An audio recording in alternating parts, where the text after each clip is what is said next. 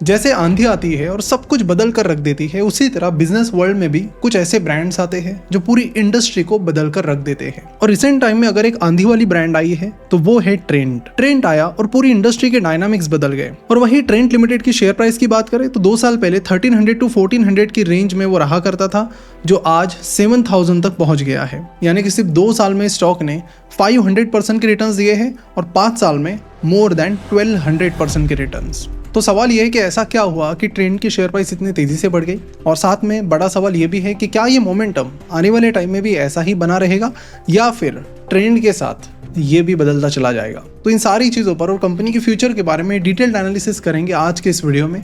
नमस्कार, मैं प्रसाद आपका आज के इस वीडियो में स्वागत करता हूँ। मैं आपसे पूछूं कि ट्रेंड का नाम आपने पहली बार कब सुना, तो आप में से बहुत सारे लोग कहेंगे कि पिछले 1-2 साल में इसका नाम सुना है। इसलिए बहुत सारे लोगों को लगता है कि ये एक बहुत ही नई कंपनी है। लेकिन अगर आप ऐसा सोच रहे हो तो आप बिल्कुल गलत हो। 27 साल पुरानी ये कंपनी है जिसकी शुरुआत बड़ी ही अमेजिंग तरीके से हुई थी। जैसे कि हमें पता है कि ट्रेंड फैशन और लाइफस्टाइल स्टोर्स जैसे कि वेस्ट साइड और ज़ूडियो ऑपरेट और ओन करते हैं। But trend has come a long way. Let's take a dive on how it all started. 1998 की बात है। लैक्मे तो सभी को पता है कॉस्मेटिक में काफ़ी बड़ा नाम है। तो टाटा ग्रुप का उसमें 50% स्टेक था और बचा हुआ 50% स्टेक उसकी पेरेंट कंपनी जो थी फ्रांस की उसका था। तो 1998 में टाटा ग्रुप ने डिसाइड किया कि वो अपना पूरा 50% स्टेक हिंदुस्तान यूनिलीवर को बेच देंगे 200 करोड़ रुपीस में। अब टाटा ग्रुप के पास ये जो 200 करोड़ आए लैक्मे बेचकर, इसका उन्होंने क्या किया, तो बड़े ही इंटरेस्टिंग तरीके से उन्होंने इस पैसों को ट्रेंड शुरू करने के लिए इस्तेमाल किया। तो इस तरह से ट्रेंड की शुरुआत हुई है लैक्मे के सेल से। ट्रेंड के ज़ूडियो और वेस्ट साइड के बारे में सभी को पता ही है, पर ट्रेंड एक सुपरमार्केट चेन भी चलाता है जिसका नाम है स्टार मार्केट। तो सवाल ये है कि ऐसा क्या हुआ कि 27 साल पुरानी कंपनी की बातें, नाम हमें पिछले कुछ सालों में सुनाई दे रहा है और बहुत ज्यादा मात्रा में सुनाई दे रहा है। और सिर्फ बातें ही नहीं, पिछले 2-3 सालों में कंपनी ने मल्टी बैगर रिटर्न्स दिए हैं। तो ऐसा क्या हुआ, क्योंकि हम इनके नंबर्स की बात करें तो रेवेन्यू और नेट प्रॉफिट दोनों ही बहुत ज़्यादा बड़े हैं। और जैसे कि आप देख सकते हो कि 2022 के अराउंड इनका रेवेन्यू 4500 करोड़ का था, जो 2023 में डबल होकर 8200 करोड़ हो गया। अगेन 2024 में वो 50% से बढ़कर 12,000 करोड़ पर चला गया है। और सिर्फ रेवेन्यू की बात नहीं, आप नेट प्रॉफिट देख लीजिए। कंपनी का नेट प्रॉफिट पिछले 1 साल में ही 4 गुना बढ़ा है। 2023 में ये 310 करोड़ था, 310 करोड़, जो कि अभी 2024 में 1253 करोड़ का हो चुका है। और ये एक बहुत बड़ी बात है ऐसी कंपनी के लिए जो 2020 में हार्डली 100 करोड़ रुपए कमाती थी। तो पिक्चर बड़ी क्लियर है कि बहुत ही क्रेजी ग्रोथ हो रही है रेवेन्यू और नेट प्रॉफिट दोनों में, जिसके चलते कंपनी की शेयर प्राइस भी बहुत तेजी से बढ़ रही है। ट्रेंड के सक्सेस के पीछे एक बिहेवियरल चेंज का बहुत बड़ा फैक्टर है। अब ये बिहेवियरल चेंज क्या है, तो आज के अगर आप नौजवान यंगस्टर्स को देखेंगे तो ये लोग क्या करते हैं कि पहले के ज़माने में क्या होता था, कपड़े लिए 2 साल 3 साल आराम से उसको यूज़ किया, फिर सोच समझ कर नए कपड़े लिए। लेकिन आज के जो यंगस्टर्स हैं उनके लिए ऐसा है कि अगर ये आज कपड़े लेते हैं तो 6-7 महीने में उन्हें लगता है कि कपड़े पुराने हो गए, ओल्ड स्टाइल हो गए हैं, ये तुरंत नए कपड़ों की तरफ बढ़ते हैं। और पर्टिकुलरली अगर जेन ज़ी की बात करें तो इनका तो ऐसा है कि कोई कपड़ा लिया, शर्ट लिया, पैंट लिया, 1 बार 2 बार यूज़ किया, उसके बाद ये लोग यूज़ नहीं करते हैं, दूसरे कपड़े ले लेते हैं। और इस बिहेवियर को अगर सबसे पहले अगर किसी कंपनी ने बड़ी मात्रा में टैप किया तो वो थी ज़ारा। उन्होंने वेस्ट में देखा कि ये बिहेवियर काफ़ी नॉर्मल हो रहा है, क्यों ना इसे मोनेटाइज किया जाए। इसीलिए उन्होंने कुछ नई चीज़ लाई जिसका नाम उन्होंने रखा फास्ट फैशन। अब फास्ट फैशन क्या होता है, तो एक कंपनी एक डिज़ाइन लॉन्च करती है और उस डिज़ाइन के कपड़े 2-3 महीने बेचती है, फिर बाद में उसे डिसकंटिन्यू करती है, फिर 2-3 महीने बाद नई डिज़ाइन लाती है, उस डिज़ाइन के कपड़े बेचते हैं, अगेन 2-3 महीने होने के बाद उसे डिसकंटिन्यू करती है, फिर नई डिज़ाइन लाती है और ये साइकिल चलती रहती है। अब ज़ारा ने ये जो स्ट्रैटेजी इसे यूज़ करके बहुत ही क्रेजी पैसा कमाया। उनके जो मालिक है MNC ऑर्टेगा, उनकी अगर बात करें तो उनकी नेटवर्थ $100 बिलियन से भी ज़्यादा है और फिलहाल वो दुनिया के टॉप 10 रिचेस्ट पर्सन में से एक है। एक और इंटरेस्टिंग बात बता दो कि कुछ साल पहले, लगभग 2-3 साल पहले, वो टॉप 5 रिचेस्ट पर्सन में आते थे। अब फिर धीरे धीरे क्या है कि ये जो वेस्ट का ट्रेंड है ये इंडिया में भी आने लगा। यहाँ पर भी फास्ट फैशन काफ़ी डिमांड में आया, लेकिन अनफॉर्चुनेटली ज़ारा इसे उतने अच्छे से टाइप नहीं कर पाया, क्योंकि ज़ारा ने इंडिया में अपने आप को लग्जरी ब्रांड दिखाया है, जबकि वेस्ट में वो अफोर्डेबल ब्रांड है, लग्जरी नहीं है। इंडिया में लग्जरी उन्होंने दिखाया। तो इंडिया में इसे कौन टैप करेगा, अलग अलग ब्रांड्स ने कोशिश की, लेकिन एक ब्रांड जो बहुत बड़ी मात्रा में इसमें सफल होता हुआ दिखाई दे रहा है वो है ज़ूडियो। ज़ूडियो ट्रेंड का ही एक ब्रांड है और ये भी ज़ारा की तरह एक फास्ट फैशन बिजनेस है। अगर फास्ट फैशन मार्केट की बात करें तो आने वाले समय में ये काफ़ी तेज़ी से बढ़ने वाली है और एक बहुत बड़ी अपॉर्चुनिटी है, not only for big brands but also for small brands. पर स्मॉल ब्रांड्स का प्रॉब्लम ये है कि वो तुरंत बड़े बड़े स्टोर्स तो नहीं खोल सकते, क्योंकि उसके लिए बहुत बड़ी इन्वेस्टमेंट लगती है। तो इसका एक दूसरा सोल्यूशन है, वो है ऑनलाइन स्टोर। यानी आप अपनी ई-कॉमर्स वेबसाइट बना सकते हैं।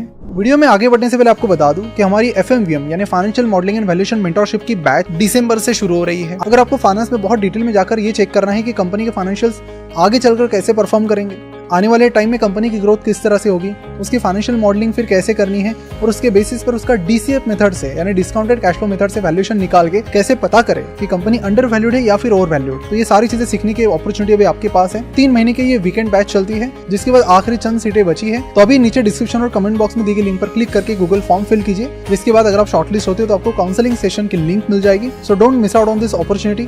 आपके सारे डाउट्स उस काउंसलिंग सेशन में क्लियर हो जाएंगे।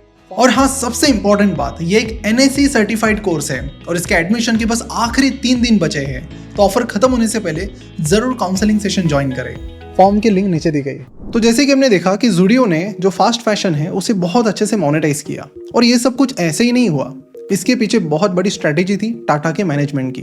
उन्हें बहुत अच्छे से पता था कि इंडिया की जो फैशन इंडस्ट्री है वो 15 लाख करोड़ की है, बहुत बड़ी इंडस्ट्री है, और इसी के साथ उन्होंने एक स्ट्रेटेजी का यूज किया जो कि थी बॉटम ऑफ द पिरामिड, जहां पर इन्होंने उन लोगों को टारगेट किया जो गली की छोटी छोटी दुकानों से खरीदारी करते हैं। उन लोगों को ज़ूडियो के मॉल में एक अच्छा एक्सपीरियंस दिया, और आज ज़ूडियो के स्टोर के नंबर्स पर अगर नजर डाले तो फिलहाल वो 545 stores all over India operate कर रहे हैं अक्रॉस 164 सिटीज। तो स्टोर नंबर्स की बात करें तो उन्होंने अपने ही ग्रुप की जो ब्रांड कंपनी है दूसरी वेस्ट साइड, उसके स्टोर नंबर को बीट किया है। सिर्फ बीट ही नहीं किया, अभी फिलहाल ज़ूडियो के जो स्टोर्स है वो वेस्ट साइड से डबल से ज्यादा है। तो अगर हम रेवेन्यू नंबर्स देखें तो 40% अराउंड इनका जो रेवेन्यू है वो वेस्ट साइड से आता है, जो कि एक luxury semi luxury brand category में आता है, और क्लोज टू 55% रेवेन्यू जो ट्रेंड का है वो ज़ूडियो से आता है। हालांकि जिस हिसाब से ज़ूडियो का रेवेन्यू बढ़ रहा है, लग रहा है कि आने वाले टाइम में ये 70-75% तक पहुंच जाएगा। बाकी बचा हुआ इनका जो रेवेन्यू है वो आता है स्टार से, जो कि इनका ग्रोसरी का बिजनेस है। ज़ूडियो के बारे में एक इंटरेस्टिंग बात बताता हूँ कि ज़ूडियो को इन्होंने एज अ स्टोर कभी लॉन्च नहीं किया शुरुआत में। इन्होंने स्टार के अंदर ही एक सेक्शन लाया कपड़ों का, ज़ूडियो करके, और वहाँ से इन्होंने कपड़े बेचना शुरू किया, फास्ट फैशन पर्टिकुलरली। बहुत अच्छा रिस्पॉन्स आया, जिसके बाद इन्होंने इसके अलग अलग स्टोर्स खोलने शुरू किए, जिन्हें भी बहुत अच्छा रिस्पॉन्स मिला। तो 2018 में ज़ूडियो को एक सेपरेट ब्रांड क्रिएट किया गया और ज़ूडियो के खुद के स्टोर्स के जरिए उसे बेचना शुरू किया। और ये 5 पैसा का डेटा है जो आप स्क्रीन पर देख सकते हो, जहां पर ज़ूडियो का रेवेन्यू किस तरह से बढ़ रहा है वो आप बड़े ही क्लियरली देख सकते हो। 2019 में जहां पर इनका 2000 करोड़ का रेवेन्यू था, वो 2023 तक बन गया 35,371 करोड़। प्लस उन्होंने जॉइंट वेंचर स्टार्ट किया है इंडीटेक्स के साथ, जिसके अंडर ज़ारा और मसीमो जैसे ब्रांड्स आते हैं। अब इतना अच्छा रिस्पॉन्स मिल रहा है तो उनके स्टोर्स तो बढ़ ही रहे हैं, बट साथ ही जो एग्जिस्टिंग स्टोर्स है उसमें भी बेस्ट कैसे निकल पाए, इस पर भी ये लोग काम कर रहे हैं। इसलिए अगर आपने ध्यान दिया होगा तो मैंने एक चीज़ आपको बताई कि कंपनी का रेवेन्यू तो डबल हो गया, लेकिन प्रॉफिट पिछले 1 साल में 4 गुना हो गया। अब ये कैसे हो गया? तो डेटा अगर देखा जाए तो ये कहता है कि सेम स्टोर जहाँ पर सेम नंबर ऑफ एम्प्लॉयज़ काम कर रहे हैं जितने पहले करते थे, सेम फिक्स्ड एक्सपेंसेस हैं, लेकिन उस स्टोर से आने वाला जो रेवेन्यू है वो भी बढ़ रहा है। और due to the nature of the business, जहाँ पर प्रॉफिट मार्जिन अच्छी खासी है, उनका नेट प्रॉफिट स्काई रॉकेट हो रहा है, जिसके चलते कंपनी बहुत ज़्यादा कैश लेकर फिलहाल बैठी है, और इसी कैश का इस्तेमाल करके कंपनी आने वाले टाइम में और भी स्टोर्स ओपन करेगी। वही अगर कंपटीटर्स की बात करें तो फिलहाल वो उतनी बेटर पोजीशन पर नहीं है जितनी फिलहाल ज़ूडियो है। अपने स्पेक्टेकुलर परफॉर्मेंस के बाद सितंबर 2024 में ट्रेंड को ऑफिशियली इंडिया के सबसे बड़े इंडेक्स निफ्टी 50 में इंट्रोड्यूस किया गया, ऐड किया गया। तो अब ये तो समझ में आ गया कि कंपनी तेजी से बढ़ रही है, बहुत ज़्यादा तेजी से बढ़ रही है। अभी भी डिमांड है स्टोर्स बढ़ाने के लिए, स्टोर एक्सपांशन के लिए, उसके लिए कंपनी बहुत ज़्यादा कैश भी जनरेट कर रही है।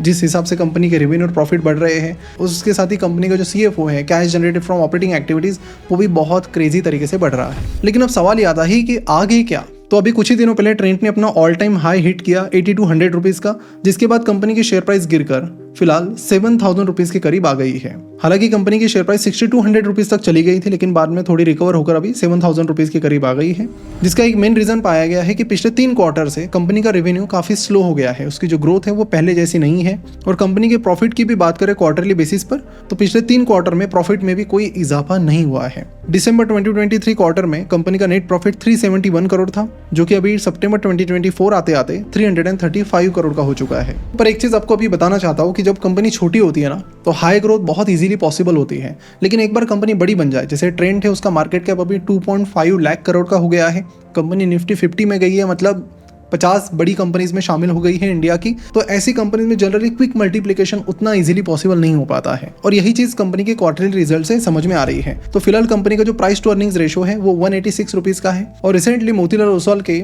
मिस्टर रामदेव अग्रवाल ने रिसेंटली एक बहुत अच्छी चीज कही थी, कि उन्होंने 2 कंपनीज खरीदी थी साल 2000 में। एक उन्होंने इन्फोसिस खरीदी थी जो उस टाइम आईटी का काफ़ी बूम था, 200 के पी के अराउंड, और एक कंपनी उन्होंने और खरीदी थी, मुझे लगता है कि इमामी या कोई तो भी 16 के पी पर खरीदी थी।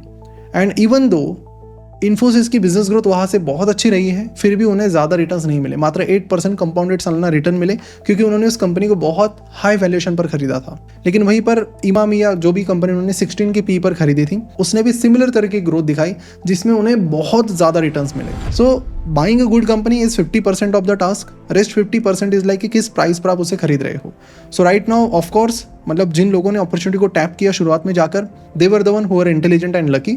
लेकिन इस लेवल पर अगर आप स्टॉक में एंट्री कर रहे हो तो आपको एक चीज़ मेक श्योर करनी पड़ेगी, वो ये है कि कंपनी की ग्रोथ इस लेवल से भी, अगर आप 186 के पी पर एंटर कर रहे हो तो आपको ये मेक श्योर करना पड़ेगा कि कंपनी यहाँ से भी आगे, कंपनी एटलीस्ट 80 to 90% की सालाना ग्रोथ दिखाए, जो कि यहाँ से आगे बहुत ज़्यादा टफ रहेगा। और जो कि पिछले 2-3 क्वार्टर में even though companies expanding the stores वगैरह वगैरह, लेकिन एक पोजीशन ही ऐसी आई है, एक स्केल ही कंपनी का इतना बड़ा हो गया है कि यहाँ से अगेन डबल होना इज़ वेरी टफ। तो ऑफकोर्स थोड़े एक्सपेंसिव लेवल से, लेकिन अगर कोई एंटर कर रहा है तो आपको मेक श्योर करना पड़ेगा कि कंपनी बहुत तेज़ी से यहाँ से बढ़े ही बढ़े।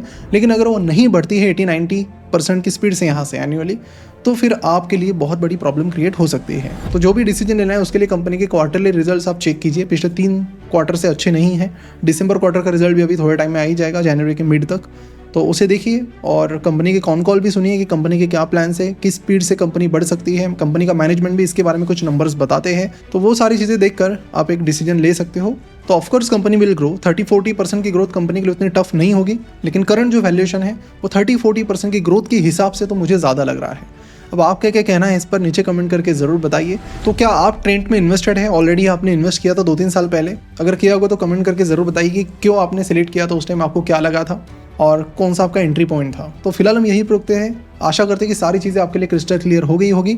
नेक्स्ट वीडियो किस कंपनी पर बनाए नीचे कमेंट करके ज़रूर बताएं, क्योंकि ये भी वीडियो का जो टॉपिक है वो आपके ही कमेंट के सजेशन से हमने लिया है, जो कि हम जनरली करते रहते हैं। तो मिलते हैं जल्द। Thank you so much for watching this. Take care, bye bye.